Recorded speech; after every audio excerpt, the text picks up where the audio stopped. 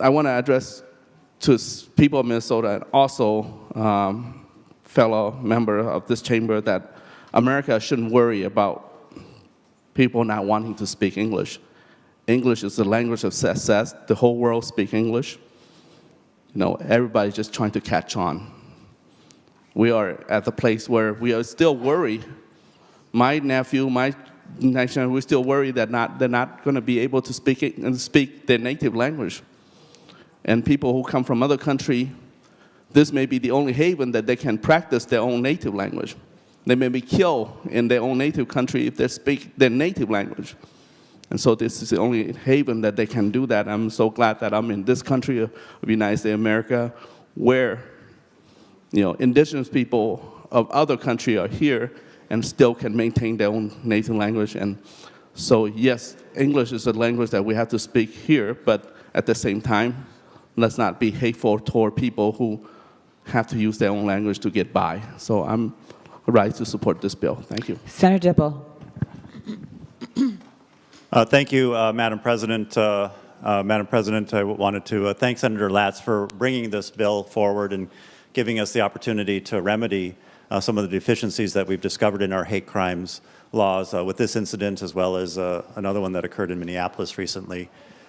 Members, let's remind ourselves that we make distinctions and discernment around charging decisions that relate to crimes that are committed all the time, based on circumstances, based on mitigating circumstances, based on aggravating circumstances and the like. We look to motivation, we look to prior convictions, et cetera, when we make some of these charging and conviction decisions. We all have a stake in an effective response to bias, especially when it turns violent. And the biggest reason, of course, has already been articulated well by Senator Latz, that when there's damage done by a hate crime, it's not measured solely in the terms of its effect and impact on that individual, but it has a much broader impact on our society and on other members of those minority communities. Makes them feel intimidated, makes them feel isolated, can add to greater tensions in our community, it can give rise unaddressed when justice isn't delivered to folks who are marginalized and not well supported by the system, give rise to greater tension and even give rise to other crimes of its type. When we make minority communities members of suspicious groups and violence is perpetrated against them because of those reasons, and there's not an effective response to that, that gives some sort of tacit admission on the part of the system that is all right. And I've seen that happen, of course, time and again, perpetrated against my community when there is no effective response to bias and violence against our community. It sends a signal to those who are inclined to commit those kinds of crimes that's all right and they can do that.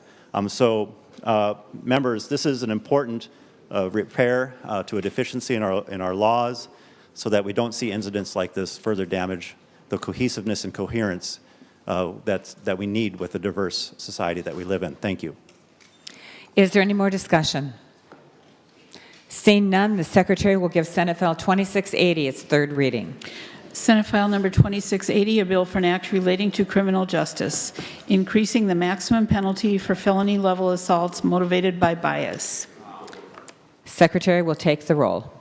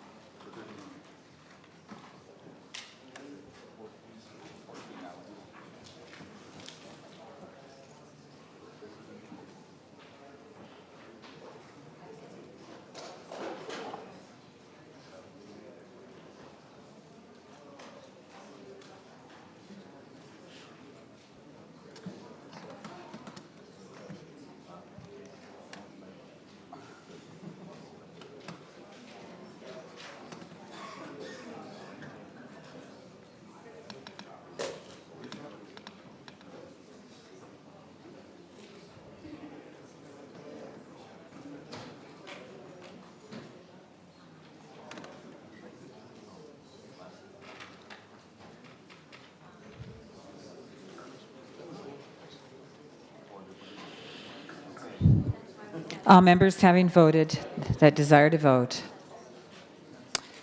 The Secretary will close the roll. There being 40 ayes and 19 nays, the bill is passed and is title agreed to.